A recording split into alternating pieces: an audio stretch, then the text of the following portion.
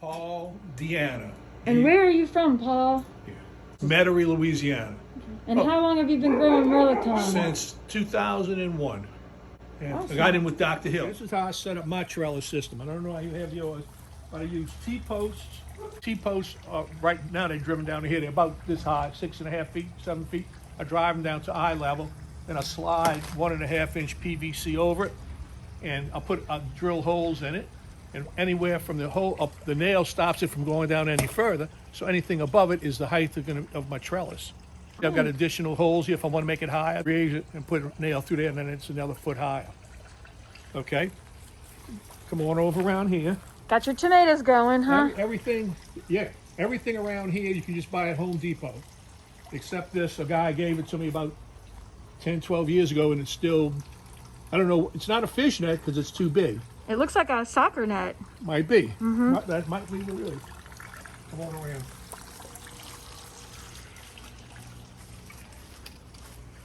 Watch this puddle of water right there.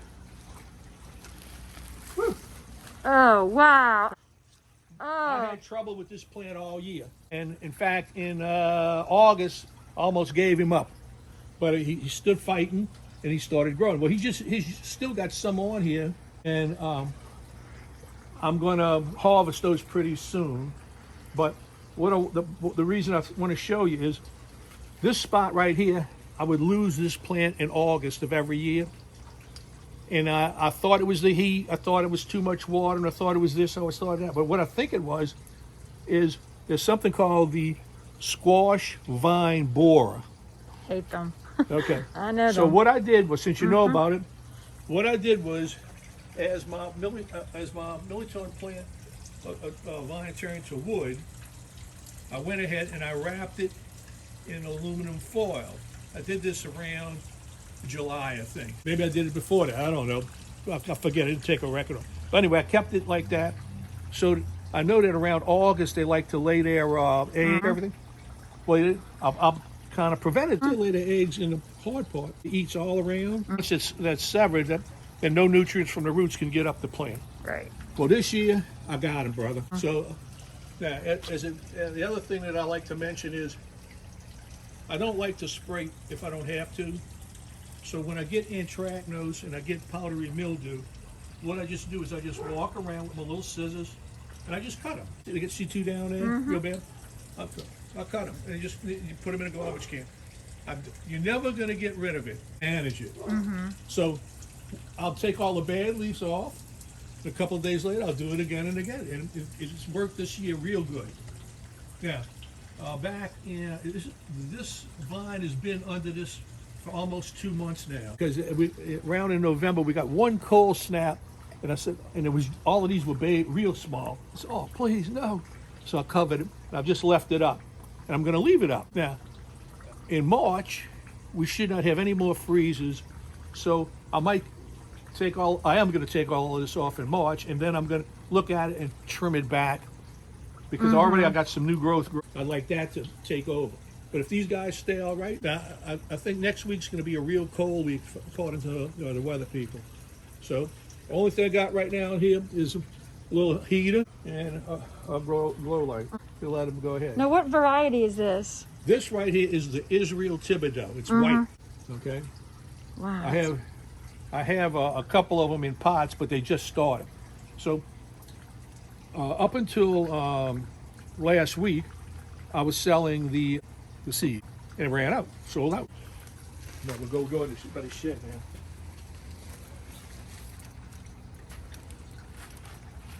now. Lord have mercy. Very wet. Okay, slippy. Not too much grass. All right. Woo. Let me turn this off while I'm doing it.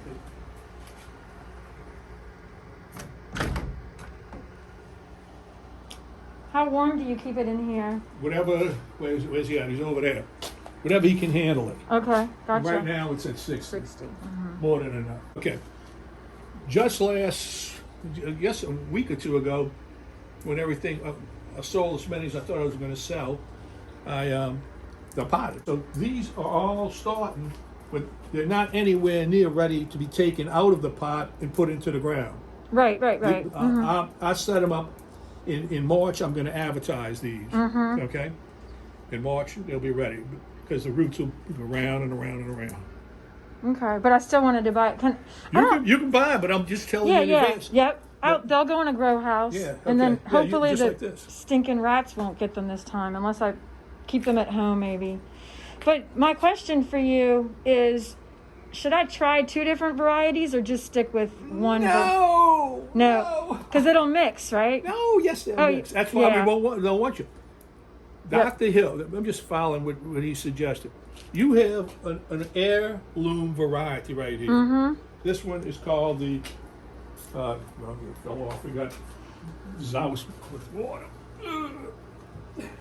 When you get old, you know what that is down there? Oh, yeah. Infinity.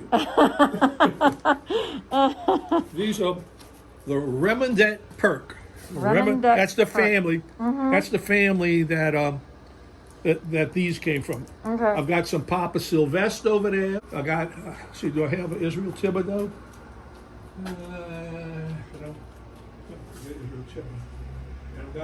We got 2 from California. I don't know what I'm gonna do with that yet. Right over here, we got California. Papa Sylvest. This is a real good variety too. So So you stay with one variety because you know the bees are going to pollinate. The 2 varieties, Dr. Hill says, would bees travel 500 meters. One could pollinate, and then the next generation will be a mixture of the 2 breeds possible. So, okay, now who's Dr. Hill? okay, you ever heard of Mirliton.org? Mirliton. That's where I found you. Yeah, that's his site. Okay, gotcha. Yeah, Okay. He's the one that got me into this about, 2001. And so, do you have any of the Thibodeaus? Yeah. So if I get 2 Thibodeaus from a house, and then 2 of another kind, what do you recommend? How far they're apart? I'm about a half a mile Yeah. apart. Yeah. Yeah. I got 2 Thibodeaus right here, but these 2, I mean, I just stuck them in the ground. They have no roots. You cannot put them in the ground till March. No, I won't put anybody in the ground till Okay. March. Yeah. And the other one. And are you talking mid-March or? I use Good Friday as a Okay. rule. I can do that. There's never been a frost after Good Friday. Okay. Okay. Yeah, his roots are only about this long. Right? When I sell these, the roots are round Yeah. and around and around. That's what we got over here.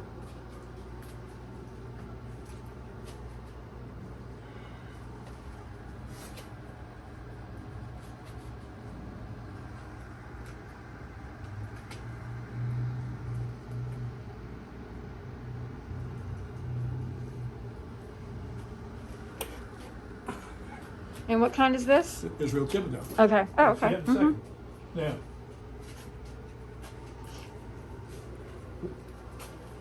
what they do is, this is what they're going to wind up looking like. Okay. Okay. Now, he's getting a little leggy. Had him once already? No. But let him stay outside as long as you can, but bring him in when it gets under 40, I would say. Okay. And then when he gets too leggy, cut him back. Okay. And then I think I must have cut him once already Okay. because he's starting to fill out with the bigger leaves. They usually stay with the small leaves till I cut them. And like these guys, these are the 2 from California. Since I wasn't going to sell it to anybody, I put them in the pots and I cut them. And so, see how they get once you cut them? Yep. Fruit balls. So which 2 do you suggest? Well, I've grown every one of these. They're all, okay, the most delicate one, and you sound like you're dedicated, is the Israel Thibodeau. Okay. Because we were down 2 years ago to 3. He died. And when, about 4 or 5 years ago, I just happened to go buy 30 from him, and then he died. And then I grew some. I gave some to a couple of other people.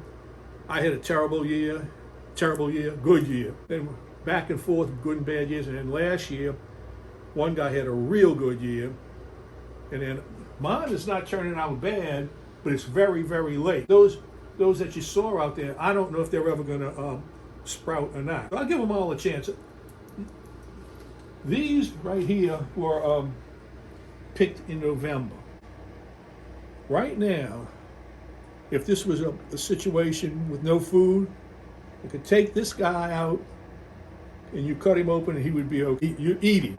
It's in February. Yeah, that's They don't look too good, but you'd have to skin them. All of these were obtained at the same time. They look different. It just amazes me. It just amazes me what nature can do here.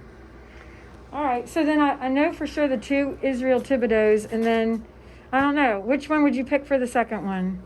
Well, I would like you to take Papa Sylvest. Okay. The reason is I need somebody that I know is going to put some effort into it. Whereas these are all the remnant. And so a lot of people, some people, they come in and they want to do it, but after they buy it, they say, well, I forgot about it on my back patio. And these are kind of rare this year. Okay.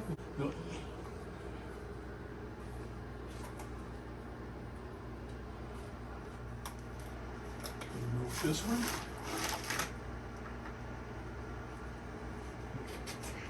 They do not need any water for a good while. Let me put it on the floor. In here. And So what do you mean by for a while?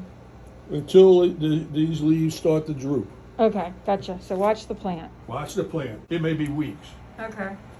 Because I saw that water came out. I just watered them yesterday and they're sitting.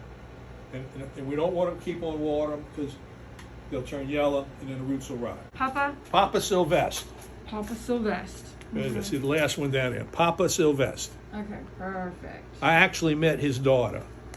His daughter was 96 years old. Wow. Yeah, Miss Landry. She's married. Wow. And, Papa Sylvest. yeah, his name was Sylvest.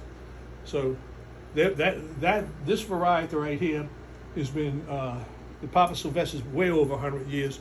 This variety is way over 80. I met the uncle of the guy who's currently growing it, and he's the Remendette part. Perk is the young guy. Remember that? He's the younger. That's his uncle, and they were growing it when he was a young kid. Wow. And then what about this Thibodeau? The Thibodeau, he's been growing it. Who is he? Israel Thibodeau. Oh, that's his name. Yeah, Israel Thibodeau. Oh, okay. Yeah. He had it for all his life that I know of. Dr. Hill was very impressed with the man. There's not too many whites around. So these are primo. Okay. And All right. So do you have 2 of these then? I got one here. Is that what's down there? Oh no, I want. It's a Papa Sylvest? Yeah, but I wanted 2 of the Thibodeaux Okay. and 2 of the Papa Sylvest. Okay, let's see. If you have 2 Thibodeaux. Okay, now look. You see my boy right there, the last one? He just saw, so I know Yep. he sprouted. You really don't want to touch him till mid to late March, okay? I won't. I promise. See? Yeah. Because you're not doing yourself Yeah, anything. no. All of these. Now this guy right here, since this is already used up, you can, if you want to, put some more mud in it Okay. and just cover him up. You know, Okay. cover him up to right there, so you don't have to look at it. And then you just push this up there. Okay. Okay, so. Yeah. So I'll get 1 more of these. Okay, we'll get that And- little fella right and there. that little fella there. Yep. Let's see.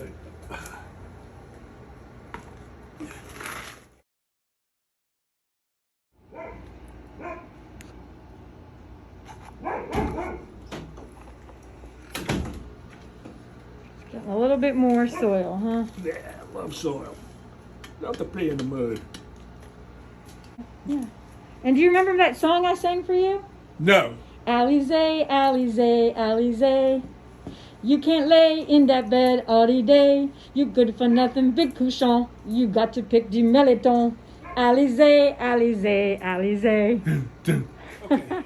At one time, when I was in Folsom, I had 2 trellises that were 30 feet by 50 feet. Well, my fertilizer was this. Okay. That is a tea. Okay, that's for 18 gallons. All 3 of them are good. All 3 of them are good. And so out there, you just put 1 plant. No. How many do you have in there? I've got 3 right there. 3. Okay. I've got 3 out there. Okay. Because, I go through all of the effort. I don't want it for something happens.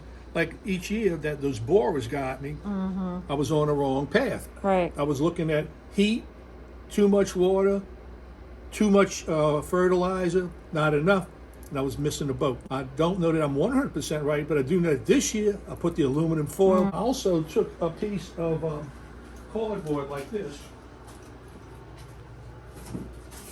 Took a piece of cord like this, and I cut it, and then I made a circle open, and opened it, and I put it around the plant down on the ground to make like a jack. Prevented the adults from, prevented some of them from coming out and some of them from going in. In the middle, I had all aluminum foil, and it worked. So if I do it again this year, I'm gonna really be excited. They were, I had a beautiful plant, and then nothing flat at all gone. Yeah. Listen. Yeah, they're a bear. Now the film's got me without the mask. They're gonna police me. What were we saying? Cucuza? You grow cucuza too? Right here. Where's that? Oh, here it is up here. Oh yeah. Those are beautiful. Here. You talk yourself into something. You may not want to do this, but let's see. Give me a cover. And I don't know which one you like better. Creole mixing? Creole mixing, that'll work. That'll work. So I'm getting 2 varieties. One variety is for our house, Okay. and the other variety is for the garden. So we're gonna have a jungle in the backyard. Okay. If you try and, I've had no luck with the seeds so far. Okay. The original seeds that I got, guy is from them. The seeds are from him. Early in November, I tried to germinate these. They wouldn't germinate. So maybe, I'll try. Yep. I'll let you know too. Yeah. Well, cool. Well, thank you so much. Yeah, so what are you getting these for? Okay. One last one to show you. Look at these guys. You got your tomatoes going too. Yeah, he's ready. Yeah. Oh, cool. Now, why are these guys here? Well, I don't know. They won't sprout. Oh, okay. So I'm giving them their last chance. And I'm gonna leave them there until they're either gonna destroy themselves or they're gonna come up with a little green. They've been in there about a week now and nothing. That's what I said. Yeah. Right. What's your favorite way to eat them? Oh, now we're cooking. Okay, well, let me start off with the simplest way. And I did this. I took one of mine and I took a stool, boiled them, cut them in half, salt, pepper, and butter. You can taste. I've been going, the one that I serve every year is a combination of Mirlitons with shrimp, crab meat, and some breadcrumbs. And that's one way. Like a casserole? Yeah. I'm Italian. Yeah. I love eggplant parmesan. I don't like the eggplant breaded. I just like it plain. And it consists of layers of gravy, cheese, eggplant gravy, cheese, eggplant gravy. And at the top, all mozzarella cheese. Well, I get that when I go to these restaurants. So I said, wait, if it's good with the eggplant, I want to try it with this, and also want to try it with the gugutsu. So I made this just last week. It was excellent. The only thing I did was I cut them in medallions. I stood there after they were all cut. I didn't want to put too much oil in the pan, so what I did was use my finger. I wet both sides of the medallion and salt and pepper. Okay, so there was oil, but it was on them. And then I put some seasonings that I like, and I browned them. Once they were browned, then I got a casserole pot, put my Italian gravy, a layer of the Mirlitons, a layer of Parmesan cheese, and started it over again. Gravy, Mirliton, Parmesan, but at the top, went with mozzarella over the whole top, and then put in the oven. And it took about 45 minutes. How thick did you cut those medallions? About a half to a 5/8. Okay. And God, it was good. Wow. Sounds like it. Sounds great. Yeah. But it's almost anything you can Yep. try. Yeah. My cousin sent me a bunch of, my mom always made around Thanksgiving and Christmas a Mirliton casserole. And it had shrimp or andouille or something like that. And then when I started to grow them, my cousin started sending me recipes. I didn't know my aunt forever made little cakes, little breads for Christmas gifts.